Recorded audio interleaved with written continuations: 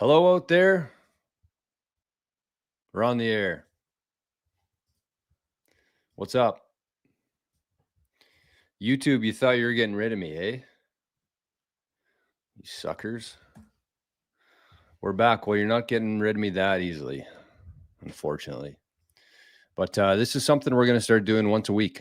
This is going to be our weekly live stream. It's going to be on YouTube, Rumble, and, of course, Nostr. Everything else, the daily shows are going to be on the Rumble and Nostr, and, of course, our new school community, Visionaries. And we got another school community that we're going to be talking about today, which is going to be the Bitcoin fork of the Living in the Future community. But we want to keep YouTube a little bit in the loop, you might say. So we're going to start doing these Bitcoin security live Q&A sessions once a week. And I don't know the exact day yet. I'm kind of leaning towards Tuesday, which is why I thought this day made sense. But we're actually going to have a special guest on the show today who will be joining us in about 10 minutes. 10 minutes-ish. But we're going to start with a couple things. So we'll get through some comments here. One thing I would say is if you do have any questions, related to Bitcoin, privacy, sovereignty, sovereign computing, just put them in the chat because we're going to have a couple different guests on this week to be talking about different things. Also, one about living on a Bitcoin standard, which is going to be really interesting. But today's focus is going to be on mostly security, some encryption stuff, some privacy stuff. And so if you have any questions that you want addressed, we'll probably get to them while we have the guest on here, obviously. But yeah, throw it in the chat. And we don't have a moderator, unfortunately, today. I should have got that. That would have been smart. But we don't have that, so I'm going to have to moderate things today. I'm just going to send the invite over here. Make sure I get the right email. Too many emails here. Okay. So we get Killer in the chat this morning. Good morning, Killer. Samantha, both over on Rumble. Samantha on YouTube. Ginger on Rumble. Ginger on YouTube. Matt's here. Ballsy's here. Good morning. Ready to rumble. That's right. 6'5" sats. Look at that nice dog. Bob?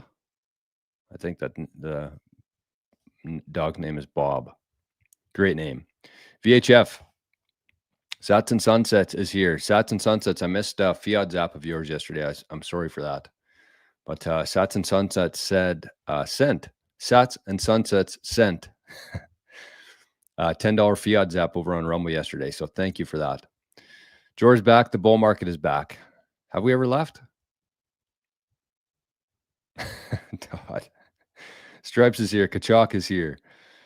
Only name available. Ginger was taken. It's good stuff. Spaceman, is the show usually this late? It's actually early today. We're going to be starting the show a little bit later going forward. VHF, is this the right place to start a new venture? Yes, it is. Of course. Of course. Rolando Rod is here. Good morning, Joe. Or Jor.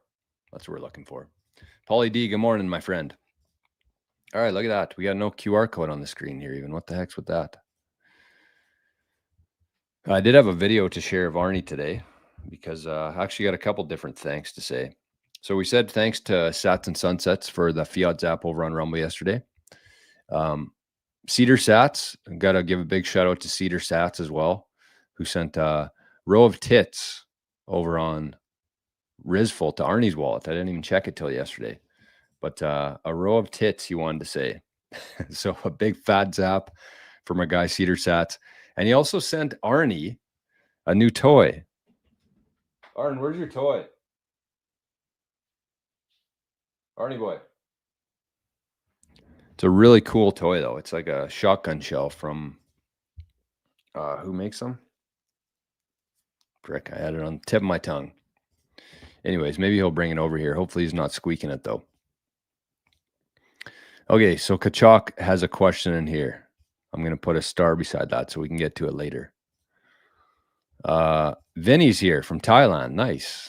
What time in the future? I don't know yet, Spaceman. We're still working on some details here.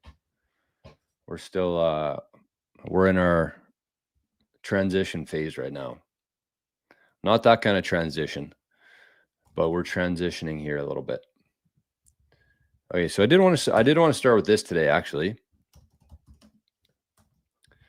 And this is going to be something we're going to be doing going forward here on the channel. What is it called? Hold on. Okay. Kev Keith, also here. Good morning. Cannon says, live on YouTube? Yeah, once a week we're going to go live on YouTube for a live Q&A session. I don't know how long they'll be. How come this isn't working for me here? It's quiet in here today. It's quiet. Okay, well, we're going to have to skip this maybe.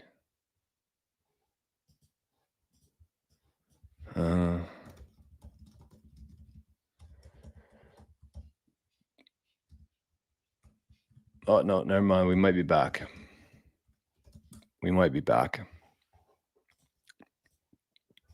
Duncan's here. Good morning, Duncan. Good to see you, my friend. Okay, so, all right, let's look at this. So this is something I want to start demonstrating a little bit more on the channel here, because everybody says, what's the price of Bitcoin? The Bitcoin price. And there is no Bitcoin price. There's an exchange rate for Bitcoin. So Scotty made a very interesting comment yesterday on Jerry's stream last night. He said that he used to get like 200 and some sats for one Japanese yen. And as of now, he gets 5, or as of yesterday, I should say. Where's your toy? Bring your toy over here. We'll be waiting for it, Arn. So think about that. Scotty, I think it was a couple of years ago, he said he used to get 200 and some sats for one Japanese yen. And now it's 5 sats. So you want to look at a country that's pretty close to $1 sat parity. Look no further than Japan. So when this gets to, right now it's at $18 million per Bitcoin, 18 million yen, I should say, for one Bitcoin. And when this gets to 100 million yen, it's going to be 1 sat equals 1 yen. So we're quite a ways here in the US, over in Canada and the UK. We got quite a ways to go. But just look at like 5 years ago. Sorry, 5 years ago. Where's 5 years ago? Let's look back exactly 5 years ago. October 2020. 1 million. 1 million yen for one Bitcoin. And now it's 18,666,000. Look at that big drop, though. I'm sure Scotty's happy about that. Huge drop from 18.6 million. Sorry, 18.8 million down to 18.6 million. Isn't that crazy? Over here, we're pretty used to, 100,000 was a pretty big deal, but this is $18 million or 18 million yen for one Bitcoin. That's crazy. So when that gets to 50 million, what would it be? 2 sats you get for 1 yen. And then when we get to 100 million, it'll be 1 sat equals 1 yen. 2017. Sorry, Scotty. 2017, he used to be able to get 200 sats. Was it even then? What's the max here? I mean, all fiat currencies pretty much have this same trend towards Bitcoin. But yeah, it's an exchange rate. It's an exchange rate. So how many fake fiat dollars or yen or whatever you can get for one Bitcoin? And it changes per country. So that's the price today in Japan, 18 million yen for one Bitcoin. Okay, let me let me send over the invite here to our guest. Oh, what happened there? And we'll get him on here. We'll see what's going on. Hopefully he's ready. Hopefully he's watching and ready to go. All right, where's the link here? It's going to be a good one today. This is, you guys and girls hear me talk about this guy all the time. Okay, sent. So we should have him here in a couple minutes. And until then, we'll keep the party going. We'll keep the party going, and I'll see him show up here hopefully in the chat. But again, if you have any questions related to Bitcoin, privacy, anything like that, throw them in the chat and we'll get to them hopefully at the end of our discussion here. There they are. Okay, there's one part. See what's going on here in the chat. Kachuk says, can we go lower for a while? I'd like more sats, please. Yeah, I know. It's sucky. We're getting paid less these days. We're getting paid less in real terms. $1.52. Because remember when Bitcoin goes up, when the exchange rate of Bitcoin goes up, we get paid less. Sucky reality, but it's true. $1.52 is here. Cypher Sats is here. Good morning, Cypher Sats. Japan is getting ready to print a ton more. Yeah. Globally, only 4% adoption. Where's Bitcoin price at 10 or 20%?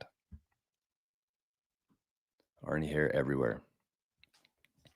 Arnie hair everywhere. I swear I eat like 50 Arnie hairs per day. Yeah, that's an interesting thought. I don't know if we're even at 4% adoption yet either. That's one thing we talked about on the show yesterday or a couple of days ago was the amount of people who actually understand Bitcoin. I think the adoption is kind of a pretty subjective measurement. Adoption rate. I don't think it's anywhere near 4% in terms of people who actually understand Bitcoin. And that's who really matter, right? Because the people who don't understand Bitcoin, they're going to buy Bitcoin when the price is going up and they're going to sell it when the price goes up even more or when it crashes down. So we got to focus instead, I think the number that matters is the people who understand it. Okay, so it looks like we got our guest here in the chat. And I'll give him a slight introduction before he gets here. So we're going to have Craig on today. Craig is my business partner in the 21 Sats.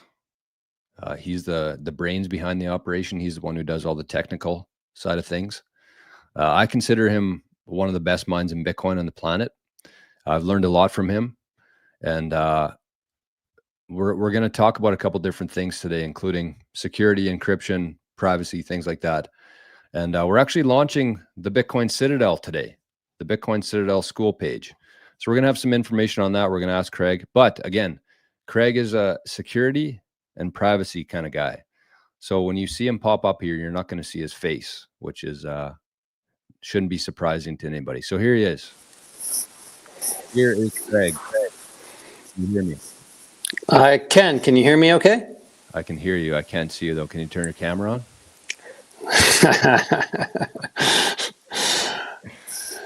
Okay, well, good morning. Good evening, I guess, to you. What time is it there right now? You don't have to give away your location, but what time is it there? It is later afternoon here, so in Central Europe. Central Europe. How's your thoughts on the digital stuff happening over there right now? Well, it's interesting. There's a lot of controversy, I guess, as everybody sees in the press. Yep.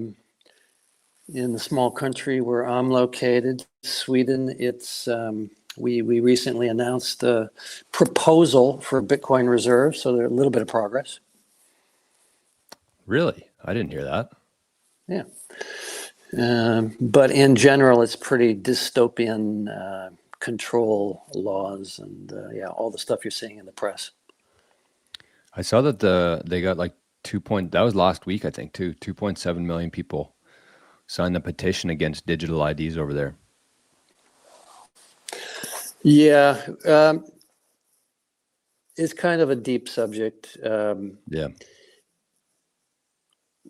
In Scandinavia, we've had digital IDs for a long time, and it actually works pretty well. Yeah, it's a bit of a privacy issue, but in general, it works well. But yeah, what they're proposing in the UK is something else. Yeah, right. Okay, well, we got this is the official launch day of our new Bitcoin Citadel school community. So Craig and I have been kind of building along with some other folks who are going to be on the show later in the week, this week. But we've been building this behind the scenes for a while now. Both Bitcoin Citadel, the Bitcoin educators that we've been working on, and the new school community. So, Craig, I got a couple questions here that I want to get through, and then some, not some surprise ones, but some that Sure. I came up with. Yeah. But I'm sure you're not surprised about that. But maybe just start with like what the experience has been like so far in terms of like building something in the Bitcoin space, building something with people that live on different parts of the world, and the difficulties of that, maybe some benefits of that, and where you see it going from here. Yeah, I mean, this is my third epic, and I attempted to retire about a decade ago, and eventually got completely enamored into Bitcoin, and have since kind of dedicated, like a lot of other people, myself towards trying to build out this ecosystem, like you yourself, Jor. And so, I mean, I think there's so many opportunities, and it's such a unique opportunity in time in life where people can get together from different parts of the world remotely. We're helping to solve a massive problem in this world, and the amount of capital it takes to start something up is really next to nothing. I mean, with AI, you can have your own workers working for you, for $20 a month. So I don't know if I'm directly answering your question, but I just think that it's kind of exciting time to start things, especially in the Bitcoin space. We have a number of projects that are going on, and I'm interested both on the technology and security side of things, and helping people improve their setup, as well as the community space and the things we're doing with Bitcoin Citadel. Yeah, maybe we should. We're going to get to the school community stuff in a bit, and I think how important and powerful that's going to be.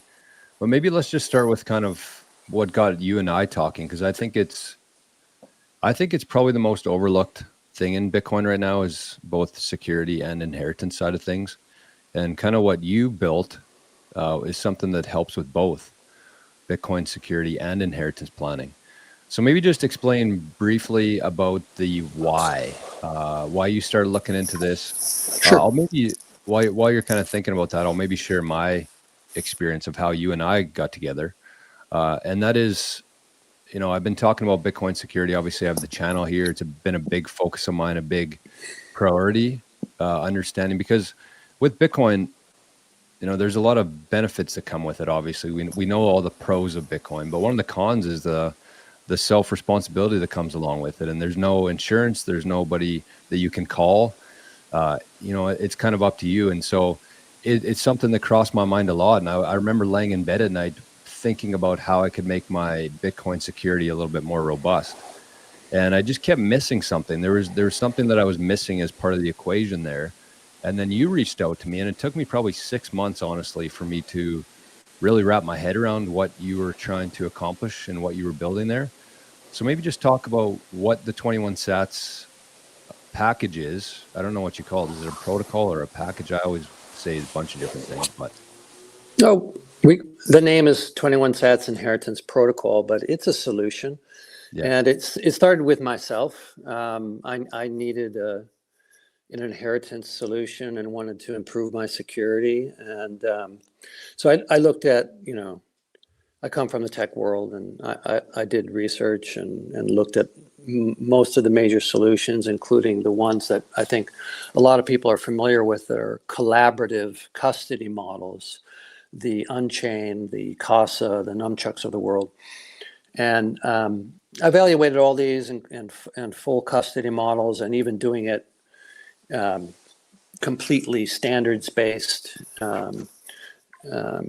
using a different kind of protocol. And I ended up discovering this small Canadian company called Superbacked in my research, and connected with the founder, and ended up being one of the first people to use that software, which is in essence a clever system to encrypt any kind of data you want using encrypted QR codes that are printed out and laminated on paper.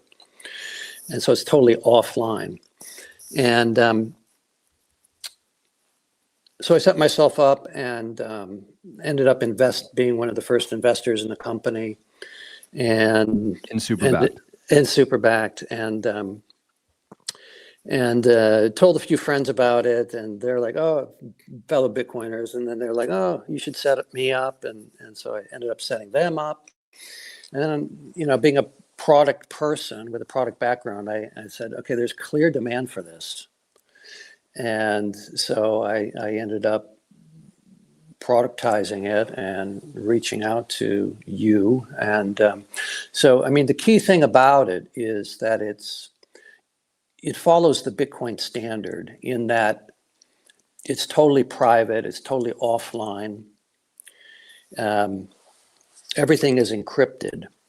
And the issue is when you use these collaborative models that you're sharing, either giving away one key to the company, or sharing your public keys so that the company knows your Bitcoin balance at all times and they know all your transaction history, which in my mind is a privacy issue. And like the Canadian truckers found out, when a subpoena comes down, the government can subpoena the companies behind the Bitcoin. And if they're in the wrong jurisdiction, then the government can crack down on you. And so this system is totally private, like a cold card is, and encrypts anything, whether it be Bitcoin or any other digital asset or email or encryption key or 2FA. It encrypts your entire digital life. So it's not specific to Bitcoin. It's not specific to Bitcoin. It's focused on Bitcoin, but Right. we all have other digital assets. Let's start with you have a PIN number to get into your phone, and you have a password that opens up your computer, and your heirs may benefit from knowing those two things. Yeah, for a lot of reasons. I mean, I think this, I don't want to go down too many different rabbit holes here, but I think that that's one thing that's kind of new to society in the world, is like having to keep track of this stuff. It's not something that we have ever had before. And I think that I can't even imagine how many people out there have just kind of, unexpectedly passed away, and what's been left on those devices from their family. And, one thing that I think about all the time is like photos and stuff. Imagine, you have all these different photos of your last 4 or 5 or whatever years, and you unexpectedly pass, and your family can't access those photos because you didn't share the PIN code, or, everybody's kind of different in terms of what they share, things like that.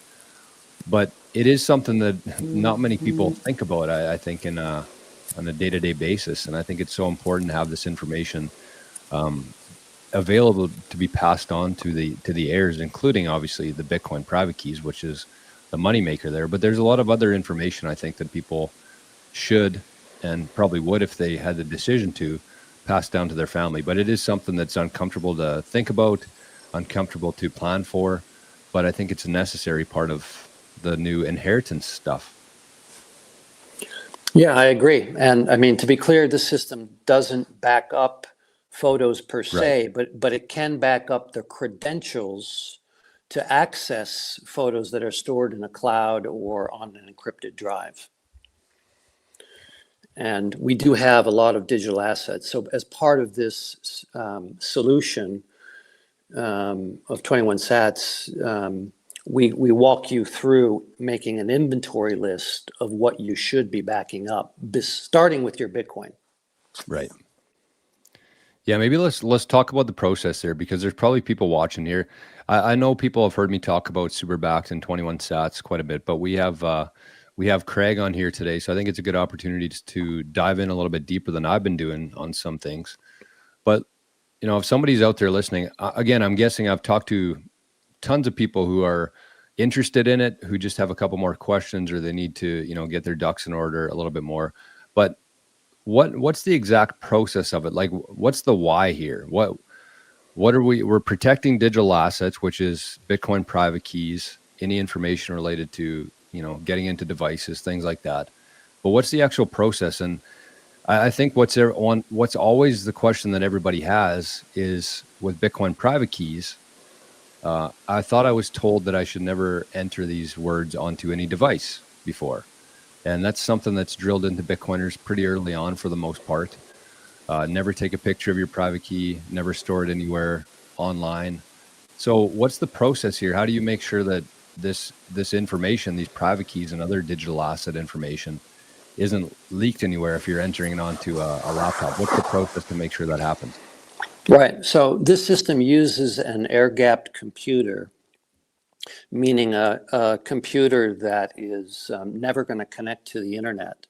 So we often disable it so this computer cannot connect to the internet. And furthermore, we take out the drive that's inside it so it can't store any information.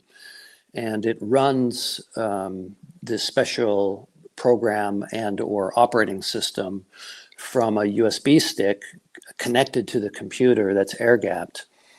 And now you have a safe environment, just like a cold card or another hardware wallet that's air-gapped. This computer is now completely air-gapped and won't connect to the internet.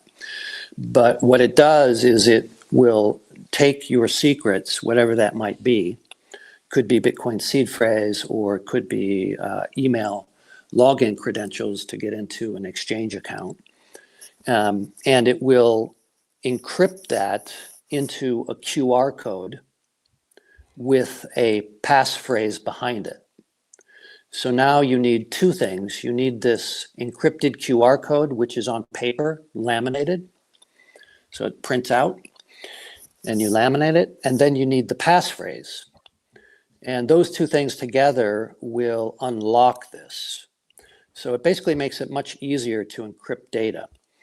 And it goes a step further if you want, in that it can shard the data so that, like a multisig, like a 2 of 3 multisig. So you could back up the data into 3 QR codes, and now it requires 2 of the QR codes plus a passphrase. So we walk you through all of these things, including the setup, to answer your question about what is the process. Starts with acquiring some equipment, and we walk you through and make recommendations on what to get. And it runs either on Mac or on an older laptop running this Superbacked OS. And we help you install and configure it. And then we train you on it using fake secrets. So you test and practice not using your secrets, but just fake secrets. And then when you feel comfortable, we give you a test to make sure, to verify that the backups you're creating with the fake secrets is being done correctly. And then you pass the test, and we make a plan for you to back up your real digital assets, starting with your Bitcoin. Okay, so I just put something quickly together here, just so people can kind of like, I'm somebody who likes looking at things visually here. So essentially what this does, as Craig was just referring to there, is you get a laptop. You're responsible for this yourself. Craig provides a list of requirements or equipment as part of that is a laptop. And so what you do is the Superback software itself, it gives you a text box, and you can write all this information in here, including your private keys, including the PIN code to maybe access a hardware device, including a passphrase if you have it on there, XPub, all this information that you need to back up. You put it in one of these secret text boxes, which is in Superbacked. And then from there, it spits out these encrypted QR codes. And as Craig was just talking about there, you can either do like a single one of one, or you can do a 2 of 3 with these QR codes. And so with a 2 of 3, for example, you would need 2 unique QR codes scanned. And then you have to also put a passphrase in there to unlock the data. So even if somebody came across your QR code, if they broke into a house and stole it or found it or came across it, whatever, they can't do anything with that without the passphrase. Is that correct? That is correct. And one important thing to add to this is that we're going to help you identify 5 to 6 secure locations. The first one would be your home, but we ideally want you to get a minimum of 1 and ideally 2 safety deposit boxes. And you may have a lawyer as well, and lawyers almost always have safety deposit boxes for their clients, whether you have a will or a trust on the legal side of things. And so these QR codes are going to be copied. So for example, it'd be 3 copies of each block and then distributed to these secure locations. And those locations should be fireproof, theft-proof, have security, and so forth. And a little unknown fact is that your electronics, including your hardware wallets, like a cold card, or your phone, or anything with flash memory, your computer, has a lifespan of 7 to 10 years on average, flash memory. So your Bitcoin is not going to last forever in your cold card. On paper, as long as it isn't exposed to fire or water, it will last 100 years. And that's why some of the largest custodians in the world are not backing up private keys to electronic devices. They're backing up to paper. And that's what this system uses as a prime. We have multiple backup sources. We also have digital backup onto SD cards. So this is like a very fail-safe mechanism. So container 1 is your hardware wallets. And then if you draw a line and you have your backups, you have digital backups that are offline. For example, the cold card can store an encrypted backup to an SD card and then give you 12 words to unlock that. And so that's kind of container number 2. And then container number 3 on the backup side, which is the fail-safe one that will last 100 years, are these super-backed encrypted QR codes, what we call blocks. Right. And so if people are listening to this right now and they're like, oh, this sounds pretty good, it sounds interesting, but like, what's the purpose of it? Why would I want to encrypt my private keys? Because that's essentially what Superback does, is it takes this information that you put into this secret text box here, which again could be your Bitcoin private keys, it could be PIN codes, it could be other digital assets and passwords. But why do people want to encrypt this? Like, what's the benefit of encrypting it? Sure. Well, if you think about it, we go through all this effort to protect our Bitcoin, get all these fancy hardware wallets, cold cards, passports, seed signers, what have you, and configure this using Sparrow Wallet or another wallet coordinator software. And then we get 12 or 24 words. And those 12 or 24 words we initially write down on paper, and then we probably hammer them into steel. And we put these 12 or 24 words in what we think is safe places, like buried underground or in the home safe or what have you. But the issue is that if anybody comes across those backups, they're not encrypted. You can see the words.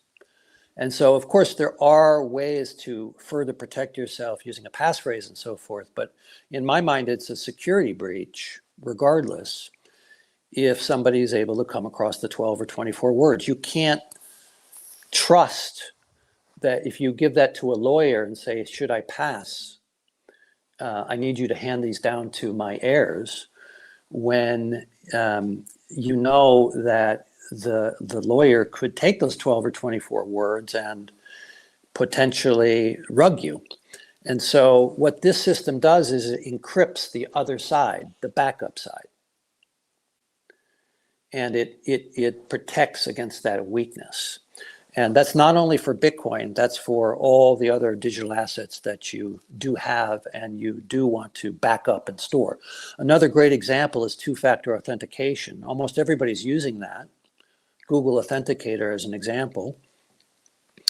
And you really need to back that up, not using the Google Cloud service that it defaults to, because this is how a lot of people are getting hacked. Hackers manage to get into your Gmail, and then they have your authentication codes, and they know all your important accounts, and they have those codes to get in. What you want to do is back it up offline. And so you can't hack paper. There's no North Koreans that are going to be able to hack paper. They need physical access. So that's why I came to believe that this offline backup system is one of the most secure methods in the world. So if that's the case, because this is, I do my best to talk about this as much as possible, but like when people are listening to these different channels on YouTube and their favorite Bitcoin podcast, how come nobody's talking about the issues with storing it in plain text? How come nobody's talking about encryption? Well, there is some talk about it in terms of, first of all, people will tell you you should consider adding a 13th or 25th word, right? But then bear in mind, you got to store that word somewhere too, right? So is that word out in plain text somewhere? So that's one thing. And then on the backup side, there is encryption in backup available for Bitcoin. And, that can be done on an SD card, on a cold card or a passport as an example. But again, there's the lifespan of that device, of that SD card, right? 7 to 10 years. You don't know how long. And so there is some talk, but I agree with you, maybe not enough talk. Yeah, I got a couple different theories on it myself, but we don't need to get into that. But the biggest, I don't want to leave people hanging there. I think the biggest reason why not many people are talking about it is because there's a lot of money to be made from holding somebody else's Bitcoin for them, like the collaborative custody stuff. There's a lot of Bitcoin channels that have sponsors who might be sponsored by a steel company, because that's kind of what it's always been. You get your 12 words, you put it on steel, you maybe hide it in the backyard or whatever, and then you never have to think about it again. But I think there's a lot of holes in something like that, and I think that there's a lot of influence in terms of the bigger companies. So maybe let's get into that right now, Craig. Let's talk about, like, you kind of alluded to it already, but what's the difference between, because some of the alternatives to this, alternatives in terms of collaborative custody, it's hard to speak and type at the same time, but it would be like Unchained. I'm sure most people are familiar with that. Casa. What are some other ones that people use? Nunchuck. What's the difference between using something like Unchained, for example? I would say that they're probably the most popular alternative in terms of collaborative custody. So what's the difference between Unchained and the 21 sats? So just to frame it, there's three categories. There's self-sovereign, which 21 sats falls under. There's these collaborative custody models, which is in between. And then there's full custody, where, for example, you just give your Bitcoin over to Coinbase custody or another full custody service provider, and they take care of everything for you. And in that particular model, you can also have like 3 custodians. So there are 3 separate companies. So those are the 3 categories: sovereign, collaborative, and then full custody. And so with the collaborative, which I will, first of all 3 of those companies are excellent companies, and they're industry pioneers, and they have advantages over 21 Sats in that they're quicker to set up. You basically, Right. you get, for most of them, you get an app on your phone. And then those companies are going to hold one of your private keys, which you don't know what that private key is. And they have the ability to help as long as you have one of the keys, 2 of 3 as an example, then they hold the other one. And if your heirs have just one of the keys, they can help you restore. The issue is that there's this privacy matter where they know your balance. Some of these companies, depending on the model, can even charge you based on what your balance is. Now, that's not usually the case, but if you go higher up in tiers and want like real white glove service, then they can charge you based on the amount of Bitcoin you store, 1% per year. And regardless, they definitely charge you a fee per year, depending on what's basically how advanced your setup is. Our model is to charge you a one lifetime fee. So we basically charge you, it's currently 2,350 US dollars as a one lifetime fee. And we give you what others are charging $6,000 per year for. So you can have unlimited wallets, unlimited multi-sig configurations, and on top of your Bitcoin, back up the rest of your digital assets together with this whole white glove service that we walk you through. And then on the full custody side, you might spend $10,000 to $15,000 per year, but there they just take care of everything. You don't have to worry about storing anything. So with our system, you are responsible, just like if you hold hardware wallets, you're responsible with hardware wallets, and you need to back up your system. But we walk you through the whole process and verify everything, help you identify secure locations in terms of the types of locations: safety deposit box, home, lawyer, trusted family members, and make recommendations about the distance of all of these locations to help protect you against wrench attacks. We basically make wrench attacks, I can't say impossible, but nearly impossible. Right, because one of the biggest benefits I think to using this protocol is the fact that you can essentially geographically disperse these QR codes, which we, help you give recommendations on where they should be, things like that. But the foundation of it is that you don't actually have to keep any Bitcoin at your house, or not. I mean, nobody's storing Bitcoins at their house, obviously, but like devices related to your Bitcoin security stuff. With something like this, you can basically, and I want to kind of get your opinion on this, Craig, because I talk to people about this all the time, and I say, it's possible to have like a device at your house with a small balance, maybe like a decoy wallet or like a spending wallet, but like 90 to 95% of your Bitcoin actually can be kept essentially off location, which I think is a huge deal. You mentioned wrench attacks there. It's not bulletproof to that, but it does it's pretty effective in the sense that you don't actually have to have any of this information at your house. Right. Well, we can definitely design something that is, we always design something that is 10x what people have for their current security level and is wrench attack proof. One of the things that we're announcing in this version 2 of the protocol today is the ability to do time-locked keys or have a time-locked vault. And so for those who don't know, this is a feature that's baked into the Bitcoin protocol in the mini script of Bitcoin. And you can have either a decaying or expanding wallet that will, for example, allow your kids not to unlock any Bitcoin until they turn 18, or 30% of it when they turn 18, and another 30 when they turn 30, and then the remainder when they, are ready to retire. So there's different ways to set up security models, including this time lock feature.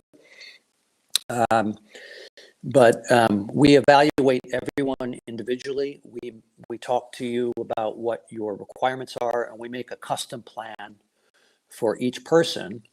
And your security will be vastly improved after this. You mentioned the $2,350. That's a lifetime fee, so it's a one-time payment up front. And for that, you get the initial setup of everything, the practices Craig was talking about there, a 10x of your security kind of right off the hop. You get a walkthrough of everything. It includes the inheritance. We also do annual check-ins just to make sure, it's top of mind for everybody, which I think is also a very underrated aspect of this whole process here. Because the one thing I've seen in having sessions with people now for a couple of years is that they initially get it set up. They get the idea that they need a new hardware device. They want to get into cold storage. They get it set up, and then they basically don't think about it for months or years. And then when they actually go to use it, they're like, okay, well, I don't have a clue how I set this up or how to do anything like that. So I think this is actually a big part of it, is the annual check-ins and just making sure that it's all kind of top of mind. We try to get, we actually haven't done any of these yet because we've only been doing this for a couple months now. But the idea here is that we want to get everybody on board, including family members who are involved in the process. We want to keep it top of mind so everybody's on the same page in terms of where things are, who to talk to, all that kind of stuff. And so that's what Craig and I do as part of this. But the other thing with that too, I think that this is going to be very important for people, is the inheritance document. So the inheritance document actually includes all the locations of your devices, all the locations of your QR codes, any information in that. And then what else is part of the inheritance aspect of that? Well, so yeah, good point. With any inheritance, there's a digital asset inheritance. There's two pieces. There's the custody piece, which is what we've primarily been talking about. And then there's the legal title piece.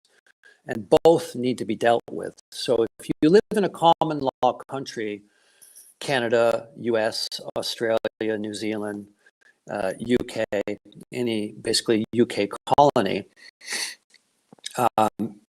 then you have the choice between a will or a trust.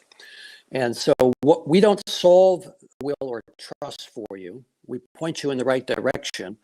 But what we do have is approximately a 21-page, what we call the inheritance protocol document that plugs into your legal will or trust. And if you have a lawyer, let your lawyer take this template and incorporate it into those legal documents.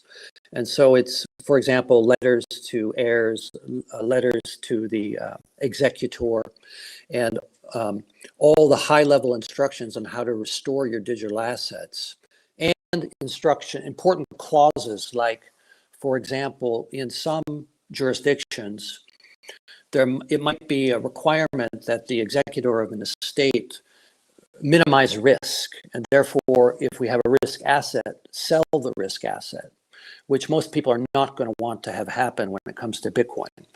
So we have clauses in there to help protect your heirs against that. So it's sort of a complete document plus a system to organize all of this, as you were alluding to, with locations and block inventory and so forth. So it's really, it's been used now for coming up on 3 years, and it's been modified and adapted through that time period. And it's really I think our customers will attest that it's a well-organized, complete system. Yeah, because people might be hearing this right now, and we maybe should have mentioned this right off the hop, but it is possible for people to actually take this on themselves for free. Like the Superbacked itself, you can go to superbacked.com. You can check out the software yourself. You can play around with it. We usually encourage people to do that. And you could actually go through this whole thing yourself if you wanted to. But I think the real benefit of having 21 sats instead of trying to go your own way is, it's pretty important stuff. And, you could go through the whole process. And if you just miss kind of one important detail there, it could kind of throw the whole thing offside. And so having gone through this, having designed it and everything like that, I think that's where the real value is just to have somebody there kind of walking you through, white glove, as you refer to, the whole process itself. But then it comes to the support aspect of things and the inheritance, which I think that there's no companies out there, like everybody has their bankers, their lawyers, their financial advisors who kind of hold their hand through that world. But in Bitcoin, there's nothing like that exists. And I feel like, regardless of what age you are, having somebody like Craig and myself and 21 Sats here to guide you through that whole thing, I think, it's hard to put a price on it. And I think when we came up with that figure, we really just wanted to get some interest without, turning people off or ripping people off. But there's a ton of value, I think, in just having a support staff there, having the inheritance to make sure that your Bitcoin gets passed on. And that's kind of all included in this package, this one-time fee. And I like the fact that there's no recurring fees. But anyways, there's not really a question in that. But in terms of do you have anything to add to that, Craig, in terms of just the support aspect of it? Yeah, well, we do have excellent lifetime support, and we're expanding the number of people. We're taking on 3 people now. So we're expanding the number of advisors that we have. But what I would add is that I forgot my train of thought. What was I going to say? I forgot it. Sorry. No, it's okay. We're talking about inheritance stuff, support things, annual fees. Oh, yes. Regarding the fee. Yes, you could try to take this on yourself. I probably would advise people to, if you're going to go that route, to maybe go down the collaborative route, if you don't mind the privacy issues. But I do think that, a one-time fee at this level, which is what others are charging, or less than what others are charging per year for the similar kinds of service, is a good investment to make sure that everything is verified and you're using a system that has been tested for multiple years now. So who does this make sense for, Craig? Who does this service make sense for? Because I've had conversations over the last couple of weeks and months with people, and I've actually told people that this probably doesn't make sense based on where you are right now. Mm-hmm. Not that it's overly advanced. It's just, it's an investment. It's not just a monetary investment where you could throw this amount of money at us and we're just going to kind of handle everything. I think that's probably the biggest drawback to the 21 Sats protocol, is the sense that it does take a little bit of time. It does take some actual effort from both ends of things. So who does this make sense for in terms of a Bitcoiner listening to this? Yeah, I mean, I won't put a number on it per se, but obviously you need to have a stack that is large enough to where you're thinking about, what would happen if something happened to me tomorrow, and how would my kids or wife or partner or heirs retrieve this Bitcoin? Would they know how to do it? And in most cases, the heirs or partner are far less interested in Bitcoin than we are as Bitcoiners. Yes. And so that's also a challenge that we help you overcome.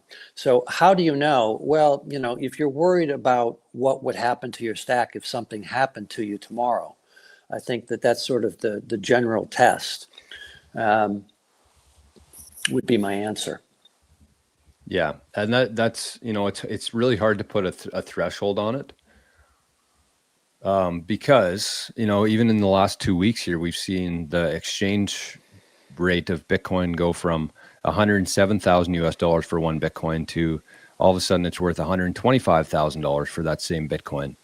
So it's you can't really say if you have more than 10,000 or 20,000, because it's always changing. So I think if Bitcoin's a big part of your your portfolio in the sense of whatever you're leaving to your family, if it's a significant part of it, and if you weren't able to pass that down, they would be in some sort of not hardship, but it would be, a significant impact on their life, then this is definitely something I think, not only just the encryption aspect, but having an inheritance plan in place, having things organized, having the spouse on board, having the kids, depending on what age they are, involved in this process here, because this is a pretty big thing. So I don't know if it'd be like over 50% of your portfolio or whatever that may be, but I think a significant impact if you weren't able to pass it down, if they were unable to access it. Is that kind of fair to say? Yeah, I think so. Okay. Is there anything we missed here, Craig? I think we covered most of it. I see there's been a lot of people asking questions and some Yeah, good do you want to start going questions. through a few? Maybe we should go through a few. I can't see the question, but somebody asked about combining the seed hammer with super backed. So I could try to take yeah, here it is. Average Geo says, can this super backed product be combined with the seed hammer for QR codes to last 1,000 years? So good question, Average Geo. Short answer is no. So for those who don't know, seed hammer is like a real techie device that's kind of like a printer-sized device that hammers out seeds onto steel plates, so you don't have to do the hammering yourself. It costs, I don't know, it used to come from the US, now it comes from Switzerland. It costs like $600, something like that. And it does so in plain text. I looked into this, and it is possible, if you want, to put QR codes onto steel. I would actually spend time trying to convince you not to do that, because the whole point of superbacked is that it scales. So when you print a paper, you can make 3 copies or more and then distribute those in different locations, even across different countries if you're that concerned. Maybe if you're in the States or in Canada in different provinces or different states. And so if those are sitting in, for example, 3 safety deposit boxes, you really don't need to worry about the safety in terms of fire, because the companies that put up those safety deposit boxes have already dealt with the building and that whole risk level. But interesting question, and if you really want it, it can be done. It's a little bit expensive to do it. You need to invest in a special laser diode machine, and there's some other cost. But what I recommend instead of doing that is to put your superback passphrase into steel and then distribute that. But the QR blocks themselves should be on laminated paper and put in secure locations. Which essentially accomplishes what steel's trying to do there, right? Like you want to have your things on, like the main reason why people put their information on steel is because they want it to last if something happened to the building, the location that they're storing their device. They want to have, they want to make sure that if there's a fire or a flood or a hurricane or whatever it may be, that their keys are going to survive that. So with the encrypted QR codes, because you can duplicate them, because you can store them and send them very easily, you can essentially remove the single point of failure from the process here by putting it in different locations, or duplicate locations, I should say. So if you had a QR code in one location and something happened to it, they got broke into, or the fire, took down the building, you still have that duplicate in other locations. So it kind of takes away the need for steel in that sense, right? Yeah, that's a good point, Jor. And the other thing is that it scales in that, your setup is going to change over time. You might have 3 single sig wallets right now, and an IRA on Unchained that's in a 2 of 3 where you hold 2 of the keys. But you want to change that so that you have your own self-sovereign 2 of 3. And when you change that, if you've got steel plates, right, then you've got to go back and redo the steel plates. Well, that's a much more timely and time-consuming endeavor. And if you make a mistake, even more time-consuming than if you're just printing, right? And then after you're 2 of 3, you might shortly decide after Bitcoin's price exchange rate, I should say, Jor, if I'm using your terminology, goes up, right? Then you want a 3 of 5, and you have another change. So this system, or you want to add your two-factor authentication, or your exchange account, or your Proton email, this system will scale and grow with you over time, much quicker and easier. Very flexible. It's flexible, yeah. And I think the other thing that I've been thinking about in terms of super backed and the setup and everything here is like, once you go through the process with Craig or whoever's going to be helping you in the future with this, once you go through that process, once you practice, once you actually do the legitimate information in there, you know, you could use the same thing. You're going to be not an expert on it, but you're going to have practice. And I think the more things that you encrypt and back up, the more powerful it becomes. It's very flexible. And it's very, what's the word, expansionary in terms of there's really no limit on how many of these you can do. Obviously, you don't want to complicate. You want to make sure that you focus on the important stuff like your Bitcoin private keys. But you can start doing this with more and more information. And I think that as technology advances, as AI gets more and more, you know, useful for people, things in plain text, communication in plain text is going to be subject to a lot of vulnerability. And so if you can get into a good habit of learning to encrypt information versus just leaving it and sending it in plain text, I think that's going to be such a huge advantage heading into this crazy world that we're going to. Yeah, agree. Okay, so maybe we'll wrap up the super backed aspect of this and the 21 sats. If somebody wants to set up a call, what's the play? Where are you going to send them to? I usually just tell them to email me, but what do you usually recommend? Yeah, I mean, we have Calendly links on Bitcoin Citadel. So I can send you the link if you want to distribute it. But if they email you and go through you, that's kind of maybe the easiest way. Yeah, and we're pretty, people watching this don't know Craig as well as you'd know me from watching the shows and stuff, but we're not very salesy. We're never going to push you into something that doesn't make sense. I've probably told just as many people that Superback doesn't really make sense for them at this stage as people who do.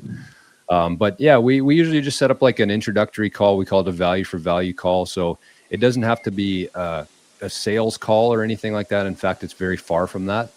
We try to increase whatever security you have right now, maybe give you a few suggestions on where to go from there if this doesn't even make sense yet for you.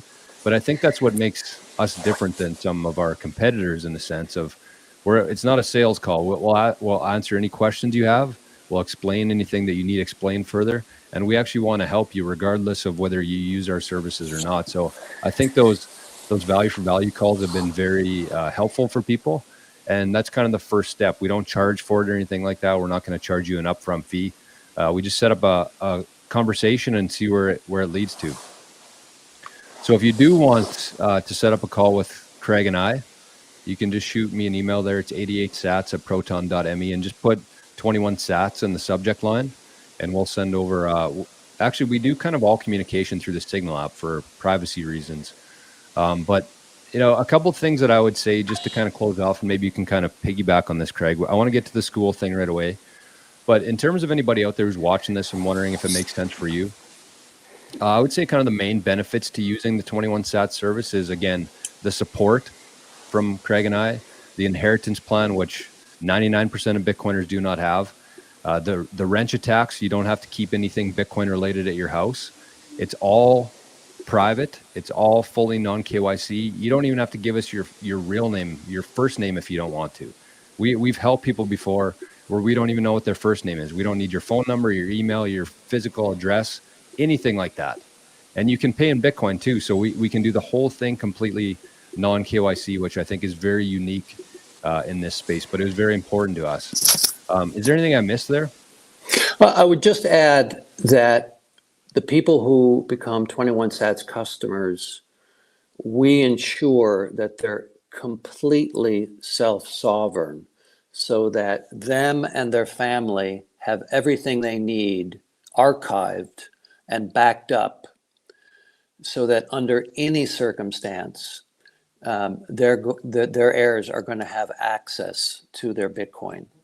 And it's a very fault tolerant, redundant system. We are there to back you up and provide you support. But for starters, we're going to make sure that your family is self-sovereign and you have all the written instructions, everything you need 30 years out in time to be able to restore your keys. Yep. See a comment here that Average Geo just left here. Said this protocol is also beneficial for other financial and secrets concerns.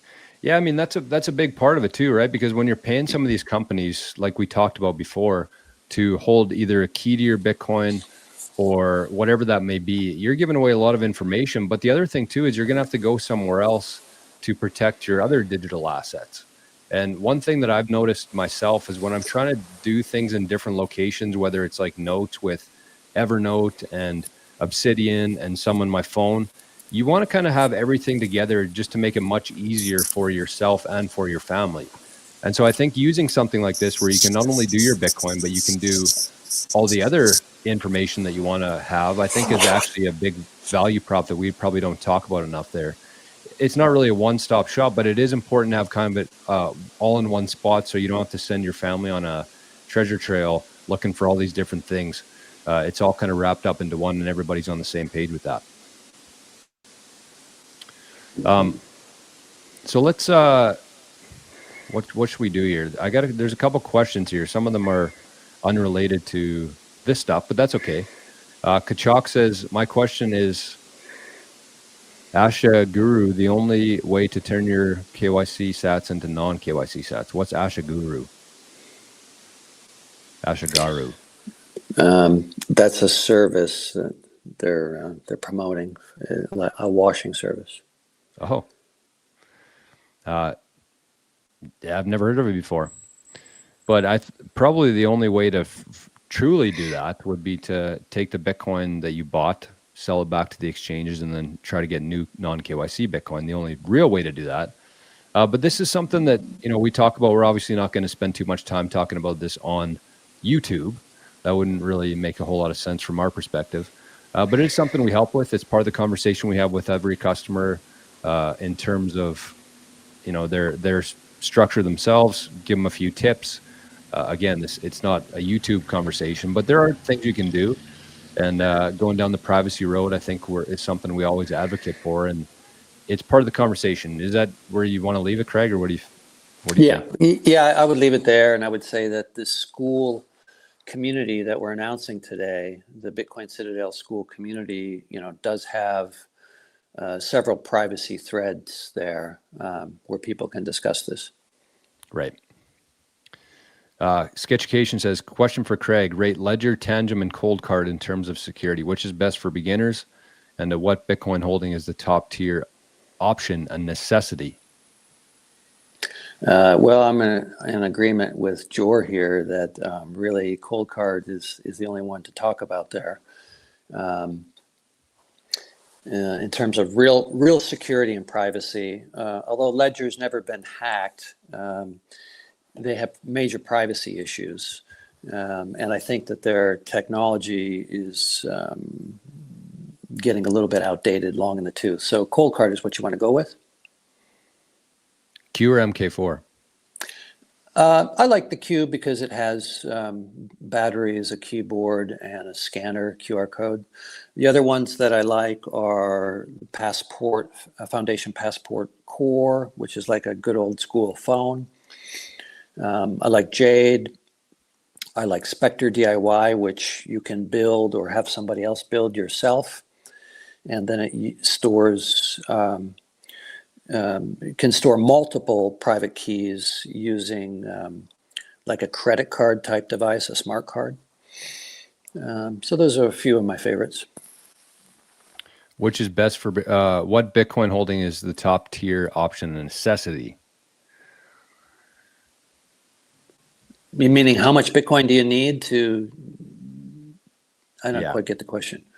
Yeah, like at what threshold do you think people should, top tier, in my opinion, would be two of three multi-sig or 3 of 5 multi-sig with the encrypted backups. What would you say for a threshold right now? Well, I don't put out numbers, but what I say is that,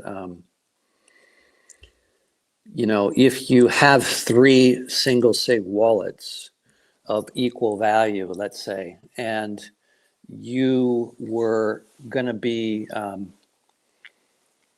in a lot of pain if you lost one of those or had one of those hacked.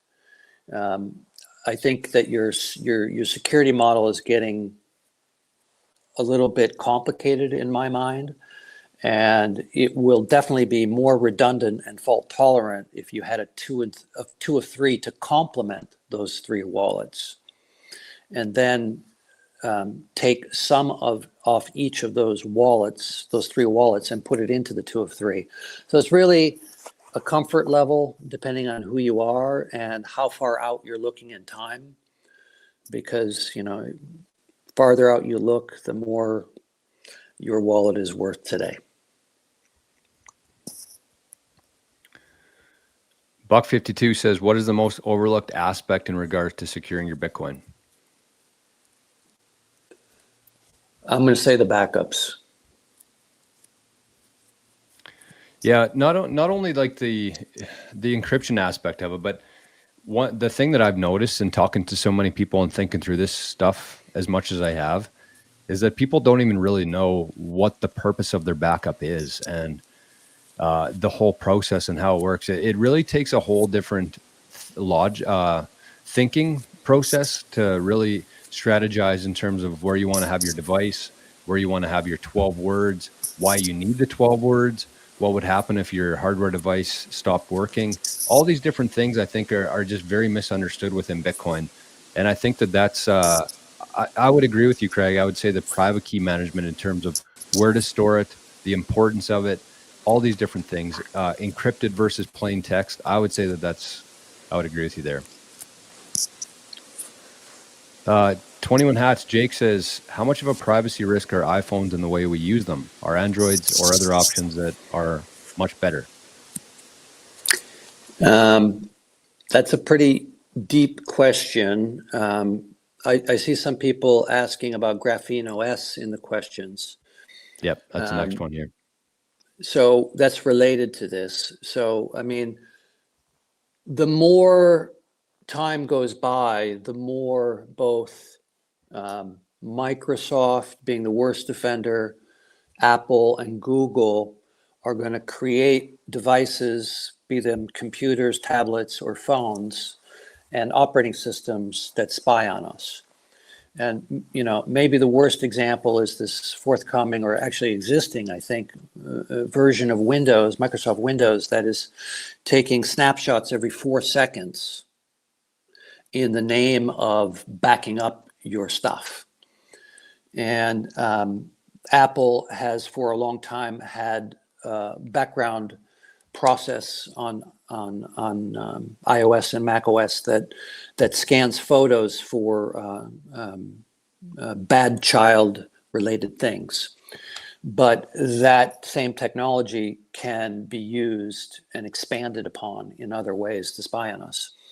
And so I'm all in favor of using Linux and other alternative operating systems like Graphene OS when feasible, but not at the expense of burning so much of your time. Let's say you're a bit of a noob and you have no idea what Linux is or little knowledge about it, then I don't think you should just go down the path of trying to learn Linux commands. I think you should try to optimize your setup. So if you're a Mac user, there are things you can do to tie down your system. Or iOS user, there are things you can do to tie down the iPhone. But we should have the ambition towards moving to these independent operating systems and devices that are not going to spy on us. Yeah, it's something I'm trying to figure out myself. But like you said there, it's like it's a lot of time, and we don't have a whole lot of hours in the day. So Mm. it's depending on what you're doing, depending on what you're working on, and how much knowledge you have, it could be a project that you might not be prepared for. I want to bring this up too because this is one of the things we have on our Bitcoin Citadel website here, which Craig would likely be helping you out with, or another one of the educators other than myself, in terms of especially the privacy phone here. But these are some great options for people. If you're not really ready to go down the full 21 sats encryption inheritance protocol yet, you can just set up a call with us for a health check, a conversation. We can, see where you're at right now, see how to make it better. And this might be enough for some people right now. It's, a third or fourth of the cost of it. It's probably going to be a lot less time, and you might not get your security exactly where you want, but you buy yourself some time and you're going to very much improve upon your security as it is today. And then in the future, you could look into something like the 21 sats option when you're a little bit more comfortable, a little bit more ready for it. But I think these three options here are very much underrated. I haven't talked about them enough, but there's a privacy phone option in here as well that I want to point out to people there. Do you want to talk about these health checks a little bit, Craig? Sure. I mean, first of all, shout out to our colleague, Alex and Daniel. They have made free content available on our school community around privacy phones, Graphene OS, and running a node. So that's something that, people should check out. And there's community chats on all of this going on a daily basis. But for somebody who's concerned about their privacy, and for example, we have the question about, UTXOs and if they're traceable or not. What should your setup be to make sure that your privacy is optimized, whether that be running a VPN, a node. There's a whole bunch of things to consider. Application firewalls. These are two services that we do offer for people who just want white glove service and to be set up. And there's a basic and advanced one, depending on what you want. And we can have a call to explain that free of charge. It says encryption here. What does that include? Encryption would be for encrypting your devices. So, a lot of people don't realize if you cross a border, depending on your luck and the person at the security, you may be asked to step aside and to relinquish all of your electronic devices. And if that happens, there's a very high chance that your devices are going to be scanned and recorded. And if they're encrypted, that will make it much, much, much more difficult, especially if you have the right instructions before you go through that border on what state the device is put in, that they would not be able to record your device. And so Right. this is about encrypting devices, which deals with border crossings, which deals with if your device was ever stolen. Right.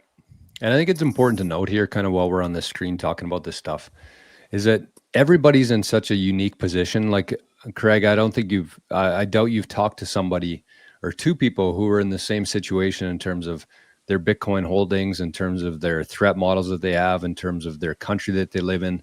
And so with any of these things, even including the 21 sats inheritance protocol, we do have the ability we're very flexible, right? We're just Bitcoiners who have this shared vision together. We want to help people.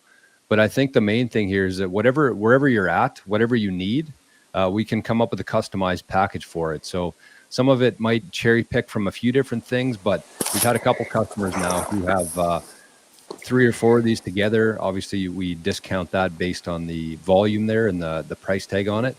But we can pretty much, after a couple conversations to see where you are, I think we can kind of design a customized plan to make you more secure, more private, and more sovereign, I think. Absolutely. And for those not ready yet, then I suggest you check out the school community Yep. and consume all the content that's available in that. Good point. Which we're going to get to right now. So I want to say a couple different shout outs here to number one, we're streaming over on Noster. Maria zapped 1,000 sats for the show. Noah, who's going to be on here later this week, zapped 10,000 sats. Wow. And said, happy Bitcoin Citadel launch day. Thanks, Noah. Thank you, Noah. Hopeful Sat is here, 21 sats. And Kevin Alfred said, excellent information, excellent episode, and zapped 212 sats twice. So shout out to Noster and shout out to everybody over there sending in some sats for the cause here. So let's get to school, Craig. What do you got for time here? I have about 30 minutes. Okay. I don't know if we'll go that long or not, but let's check out the school here. So before we bring this up, I think this is it's kind of worth just talking about the why behind it. So most people watching the show would be fairly familiar with our Living in the Future community, which is actually where Craig, Noah, Daniel, Alex, Mike, and Bodie, where we all met. And so, you can kind of see the importance of having a community just in the sense that it's what spawned Bitcoin Citadel and this conversation right now. And so Living in the Future had a bunch of different components, obviously Bitcoin being the main one there, but also some self-improvement stuff, some multiple income streams, some Earl Nightingale, some Napoleon Hill, all these kind of things. It was kind of bundled into one, but now we've kind of split them off. And so the visionaries thing here, the visionaries community is going to be that same kind of thing, obviously through a Bitcoin lens, but it's going to be a community of not just Bitcoiners, but people around the world who are interested in, self-improvement, that kind of stuff. But we forked and we created this new community called Bitcoin Citadel, which is on School, which is officially live today. And we want to share some information about that for you.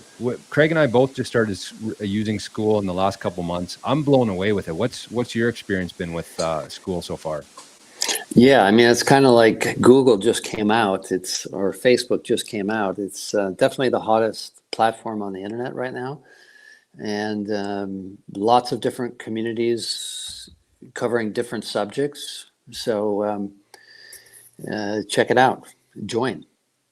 And if you do join, I would recommend you join using a semi-anonymous or anonymous profile, especially if you're going to be on a Bitcoin website like ours, so that your full name and full profile and where you live is not visible to others. So kind of the purpose of this community, I guess, the Bitcoin Citadel community, is going to be very much focused on really helping people become more comfortable, more confident with their self-custody. It's the biggest challenge we face as Bitcoiners. And I think having a platform like this, a community of other Bitcoiners where you can ask questions, you can share resources, you can learn from other people, you can be part of the conversation, I think is incredibly powerful. That's what I've noticed so far anyway. So this is what we're going to have in here. We got a bunch of different things we're working on. We're going to be adding more and more content to this, but it's kind of cool. You can go to the classroom here. You can click on these different courses. So this is the 21-day course that I have that's now as part of the School community. And so all this is kind of included in there. Not only that, but you get access to the community discussion board. There's all these different things we got going on in there. Some of them are free, some of them are paid, we should say. Right. And, without giving away too much information here from our end, I think that one of the things that's really going to set Bitcoin Citadel apart from all the competitors out there is the fact that what we want to do with this School community is we want to be able to say, hey, we want to help you set up a hardware wallet. We want to help you set up a multi-sig. We want to help you improve your security, set up a privacy phone, whatever that may be, run a node, 21 sats. And we're also going to have documentation in here and videos, not just a checklist or something like that you're going to have access to after you've signed up for one of the services. So like Craig said, we're going to have a bunch of free information in here, or we're going to have some information that's basically hidden behind like a paywall, or that are only accessible to Bitcoin Citadel customers. So an example of that, just so people can kind of understand what I'm saying here, is that let's say somebody wanted to set up a cold card. They got it in the mail. They needed a little bit of help doing it. So they sign up with Bitcoin Citadel. I help them out with that. And then we give them access to the Bitcoin school or the Bitcoin Citadel school community here.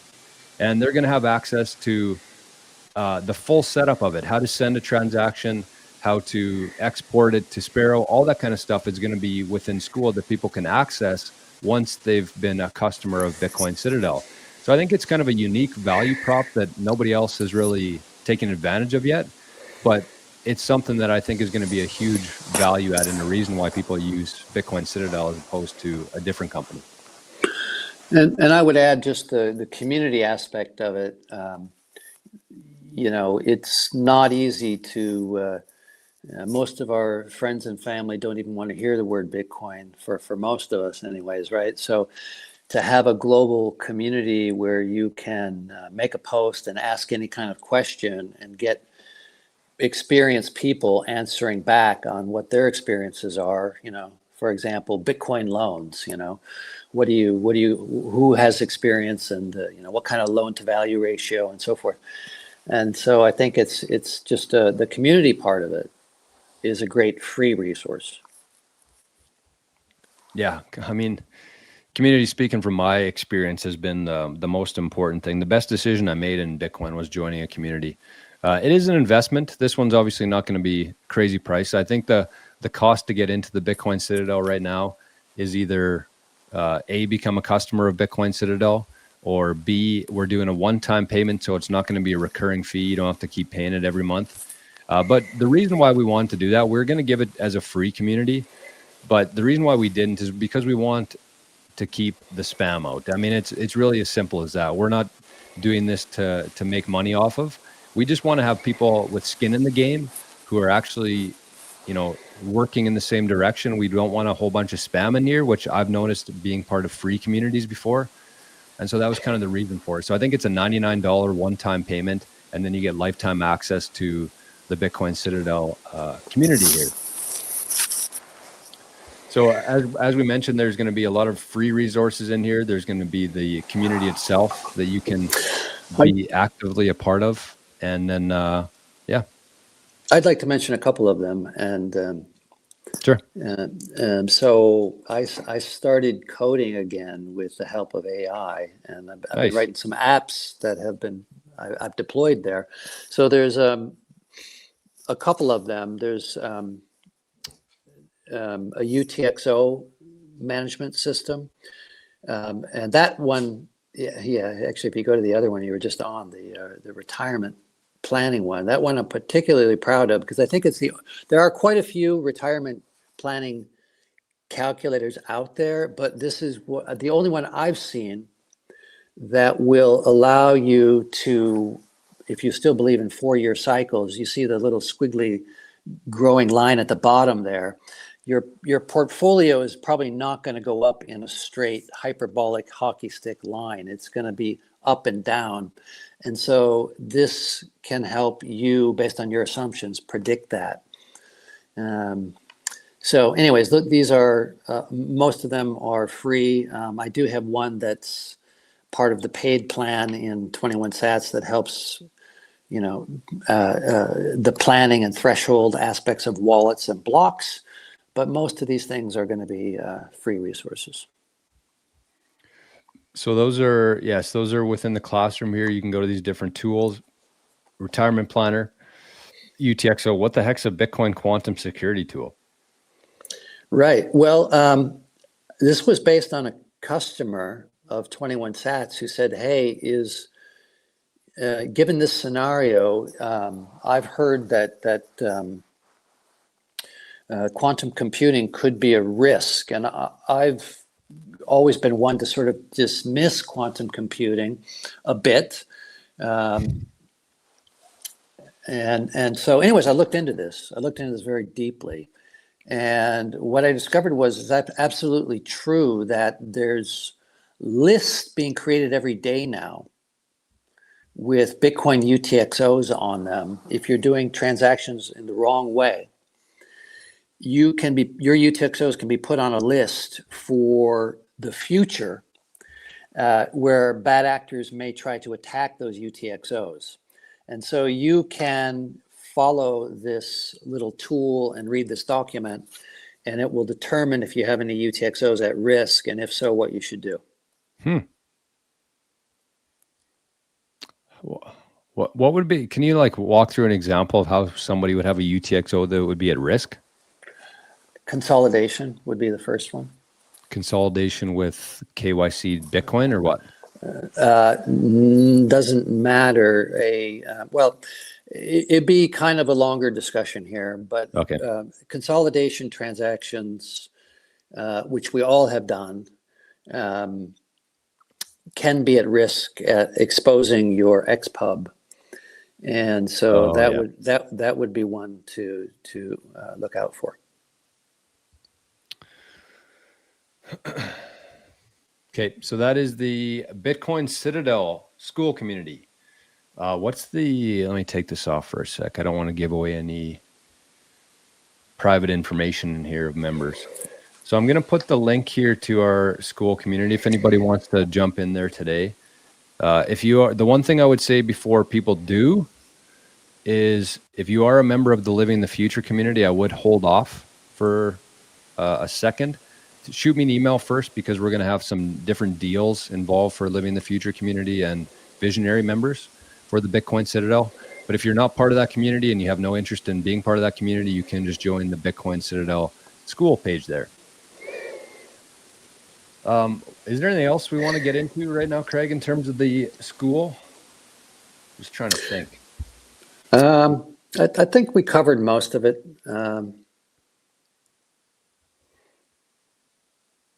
It's gonna expand. Like we gotta keep in mind here. Maybe the live events on it could be something. That's what I was gonna say, is like one thing we plan to do, because basically what this community is it's gonna be the 6 or 7 educators from Bitcoin Citadel who are going to be all very active in this community, both helping people, sharing content, but we're also going to be hosting a lot of different live things. So within school here, you can actually just go live anytime. And it's very similar to like a Zoom call, except you don't need to have Zoom. I don't know the privacy and security aspect of school compared to that, but it's kind of cool that you can just do it all in one spot. And so kind of as this thing evolves, we're going to have more and more of these live, Q&As where we just have a Bitcoin educator from Citadel in there, answering questions, having discussions on different topics. And I think that's going to be a big value prop for being a part of this community in the future. The other thing I was going to ask you, Craig, is we'll probably wrap up here right away. We're an hour and a half into this. If you do have any questions for Craig or myself, just throw it in the chat here quickly, and we'll try to get to them within the next couple minutes here. I'll probably have Craig on here more often in terms of because I'm going to be doing these. I see Sandy in the YouTube chat here said, looks like Jor has a harder time quitting YouTube than expected. I'm going to be doing these Q&As once a week on YouTube. The daily shows are going to be switched all over to Rumble and School and Nostr, but we're still going to do a weekly Bitcoin security Q&A on here. So I want to have Craig on here more often because there are different topics that I want to go a little bit deeper into today. This was obviously promoting the new Citadel community and a couple other things. But Craig, what do you think, if we could leave people with one kind of thing here today in terms of Bitcoin security, what do you think that most Bitcoiners out there are getting wrong, other than their private keys, other than storing their 12 or 24 words in plain text? I would try this fire drill where you pretend that your devices are lost or stolen and everything in your house. It's like Los Angeles fire. Even if you had steel plates, everything in the house is probably burned to nothing, or you can't find it. And so the drill becomes, where are your backups outside your house? And can you recreate your wallet and prove that you have control of that wallet? And that part I would advise not using a hot wallet for, that you use a temporary signing feature like inside your hardware device. So you actually use the hardware device to make sure that your private keys, your seed phrase, remains offline. But you start from your backup and you recreate your wallet, if that's in Sparrow, using a cold card as one example. And you go through this drill to completely restore the wallet from the backup, and you verify you have control. That would be my advice. Yeah, because it's just the whole Bitcoin journey itself is so crazy because the whole thing, Bitcoin itself is 16 years old. So there's not a whole lot of information. There's not a whole lot of precedence on this, where we look at examples and what went wrong, what did good. But I just feel like people, even though they might even have like a cold card set up, but they don't have any idea how they would restore it. They might be keeping it in the same spot where if their house were to, go up in flames like we're talking about here, their Bitcoin would be gone because their device is right there. Their 12 words is right beside it. The fire, even if it's on steel, you might not be able to locate that, or maybe a fireman picked it up, walking by, or there might be tape around your house for a couple of weeks and you can't access it. So I think it is a really good thing. One thing I talked about on the Bitcoin journey all the time was actually going through, as Craig referred to here, a fire drill or like a visualization of, if something like that happened, do I know what I'm doing? Do I know the process of restoring it? Are my backups even safe? And if they are safe, what's my plan forward from that? I think that going through something like that, a fire drill, could be very beneficial for people, and they might find holes in their security setup that they didn't even foresee. Tinkerer says, memorize your recovery seed. What's your thoughts on that? I don't recommend that. And the reason is because that would put you subject to wrench attacks. And I would just assume that you're not going to be strong enough, and whoever has the wrench, gun, or knife or whatever is going to be able to get it out of you. So if it was a smaller stack, okay, sure. But in general, I like the scenario where if the thief somehow, bad actor, gets inside your home, you're actually not able to spend your Bitcoin. There, you have to go to a secure location. And at that secure location, no other person that's not on the list is allowed in. And you're going to be able to call the police and take other action from that point. Very important. Now, I would say that the other thing too, I'm just looking for something right now here that I came across the other day. But there's essential, right here. So this is why I advise people not, part of it, I 100% agree with what Craig just said there. Because you don't want your private keys at your house, and you don't want your private keys inside of your head either, because those are both very vulnerable spots for people to take it from you. But this is something that, and we're really in the early stages of all this technology and AI stuff. But this says Alter Ego, the world's first near telepathic wearable that enables silent communication at the speed of thought. And so just think about that for a second. If we're here today, again, this is the worst that AI and technology is ever going to be. This is probably going to improve. And if there's devices like this that can already read your mind, essentially, that seems like a pretty big vulnerability. If you have your 12 words sitting in your head and somebody can extract that either physically, as we talked about here, or through something like this. And I don't know the details behind this. I just assume that something like this in the future will be coming. I need to work on that patent for encrypting people's brains. Well, we'll focus on the time lock for now, and then we'll move on to anti-telepathy. But yeah, I don't think that that's a great idea there, to be memorizing your recovery phrase. Solar. One thing I'll just add to that. Sometimes people are thinking about border crossings when they mention this subject, and so there are very interesting ways that we do train people on when it comes to border crossings. I mean, some people are in different circumstances, and without doxing anyone, we had a 21 Sats customer who, recently moved his family across a border, and there's all kinds of considerations for that. So The intent is the right intent, being able to securely move, but through memorization might not be the best way to do it. Yeah. Which is really interesting to think about. Like if we think about the 21 sats inheritance thing with the encrypted QR codes, something that somebody could do, and I don't know, we probably don't want to get into the details and specifics of this situation here, but what somebody could do if they knew that they were either leaving their country soon or they were worried that they were going to have to leave their country at some point, one thing you could do is you could set this whole thing up with 21 sats. You would encrypt your private key, your 12 or 24 words. You would geographically distribute these QR codes. You could send them to different countries, family members, obviously people that you trust.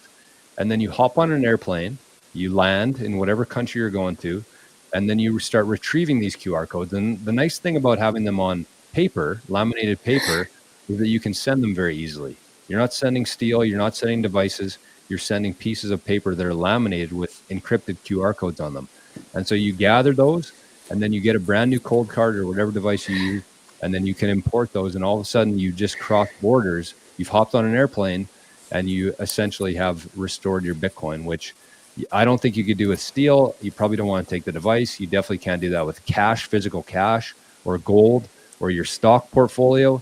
So that's what makes Bitcoin so powerful, and utilizing things like encryption and 21 sats here could be the difference between somebody having their life savings and not, which is pretty cool. Anything to add? No, you summed it up. I mean, there's lots to add, but I don't think we want to say it here. Yeah, that's fair. All right, Cypher says, I can already see a few holes in my setup. That's the whole thing, and that's what these conversations are about, which is just thinking through it. And I guarantee you, when you actually sit down and write it out and think about it or do a fire drill like Craig said there, you're going to find some holes in your security setup, which ultimately is going to make you much more robust and your family's wealth savings more robust as well. Paulie says, if necessary, can any or all seeds in the Cold Card Q seed vault be used to recreate all associated wallets with new devices? So I think he's asking if you were to have a seed vault inside of your Cold Card Q with all these different seeds that it has generated and stored, you should be able to take all those out and restore them into new devices. That's correct, right?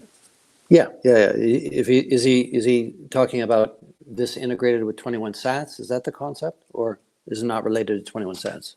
I don't know if it's related to 21 sats. I think he's using his Cold Card Q as a seed vault. Okay, and I see. he's asking if it backs up all the associated wallets there. Yeah, I mean, that is the point of the seed vault. Yes. Yeah.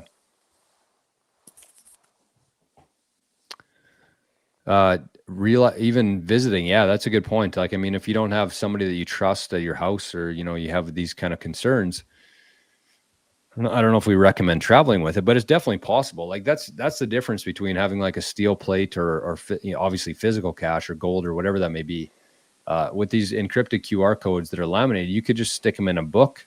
You could put them inside of your laptop case. Like, people aren't privy. I don't know if they will be for a long time in terms of what these things are. So they're very easy to travel with, I think, which is probably something we should do a better job of communicating with. But again, we're just kind of in the very early stages of this whole thing. How many people do you think that we've helped in the last couple months with this, Craig? Like ballpark, not the full setup yet, but people who are interested in this. It's quite a few. Well, yeah, I mean, what I'll say is, first of all, we have an incredibly high sign-up rate. When people start asking about it, it's higher than 90% sign-up rate when people start asking questions about it. So there's something unique about the value that people recognize. And, we've been doing this for about a year, and we have Superbacked overall has, I think, over 30 customers in over 30 countries now. And 21 sats, I don't know if we're going to throw out numbers. It's smaller numbers. But we have, every month, dozens of new customers signing up.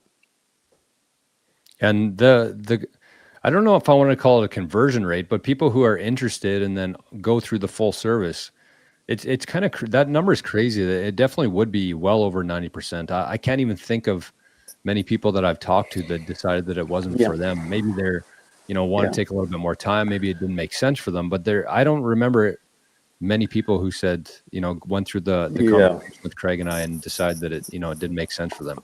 Almost everybody signs up for it. This is a question that I get a lot, actually, which is, how is this different than a passphrase? What do you usually tell people when they ask that? A passphrase on a hardware wallet, right? Yeah. So that passphrase is going to be stored somewhere, and that passphrase will be stored most likely unencrypted. And so this is an encryption system that encrypts all of the backups, whether it be the 24 words plus that passphrase and all of the XPubs and the script and the master fingerprint and all the details of the wallet that are not absolutely required, but will improve the odds of heirs being able to restore later on. And so short answer is this is a much broader encryption system, whereas a passphrase is like one secure step, which can be an important step, but the passphrase itself will not be encrypted, most likely. Right. Yeah, it's a good point. Because even if you have a passphrase, especially if you're going down the route of like a multi-sig where you need to have a lot of information that's backed up, including the main XPub, all the different components of the multi-sig itself. Like you want to protect that almost as much as like a private key, not to maybe to the same degree, but it's just as important, because if you set up a multi-sig and you either didn't back up your information properly or it's in plain text, it could possibly be recreated or something could go wrong with it there. So the passphrase, I think, is a great start. Like I use a passphrase. I have used a passphrase. It's an important part of the step. And I think that everybody should be, if you have a single sig device, that should maybe be your next step, is adding a passphrase to it. We're not telling people not to do that or that it's a weak aspect of it. We're just saying that as Craig mentioned there, this is a much broader. It's all digital assets. It's not just your Bitcoin specifically. And if you have other important information, such as PIN codes, passwords, multi-sig backups, all these different things, that's what can be hidden behind this whole setup here. Yeah, and it's much broader than just Bitcoin, right? So yeah. Okay, so we had actually see a couple of emails here already, which is a good thing. So again, Craig, thanks for coming on today. I want to have you on more often. Sure. On the security Q&A whenever we can find time together that works. I want to have you on here because there's so many different topics. This information is so valuable to people. I don't think that there's anywhere close to the amount of knowledge out there in terms of securing your Bitcoin, the importance of privacy, encryption tools, all these different things. I think we can have so many great chats in the future here. So if you do want more information, if you want to set up a call with Craig and I, here's the email that you can send. Just put 21 sats in the subject line. And I'm going to put the Bitcoin Citadel link to our new school community in the comments here. I left it in the live chat there, but I'm also going to put it in the pinned comments here for people watching later. And we'd love to have you over there. And if you're, again, member of the Visionaries or Living the Future, don't sign up for it yet. Get in touch with me first. But anybody else who's not part of that and wants to be in this, I call it the best Bitcoin community in Bitcoin now, officially. You can check out the page, go to the About page, check out what we offer there. And again, we want to do a one-time payment. We don't want this to be a recurring thing. We want to reduce the friction as much as possible. But yeah, do you got any closing thoughts here, Craig? No, I think we covered a lot of ground, and thanks for having me, Jordan. It was fun. Okay. I think I'm going to wrap it up here too. We're almost 2 hours into this thing today. So thanks everybody for joining. Consider joining the school community there. We'd love to have you in there. And we'll be back here probably next Tuesday on YouTube. No, sorry. We're actually going to be doing these all week on here. Going forward, it's only going to be Tuesdays on YouTube. But next episode or next day is going to be, I believe Alex or Noah. And then we got Daniel in there as well. So we're going to have a couple different conversations about Bitcoin Citadel. Again, privacy phones, sovereign computing, living on a Bitcoin standard, and just some overall security stuff. That's what we got to look forward to for the rest of the week here. So thanks, Craig. Thanks, everybody. Thanks, Jer. And we'll talk to you soon. Bye-bye. Bye-bye.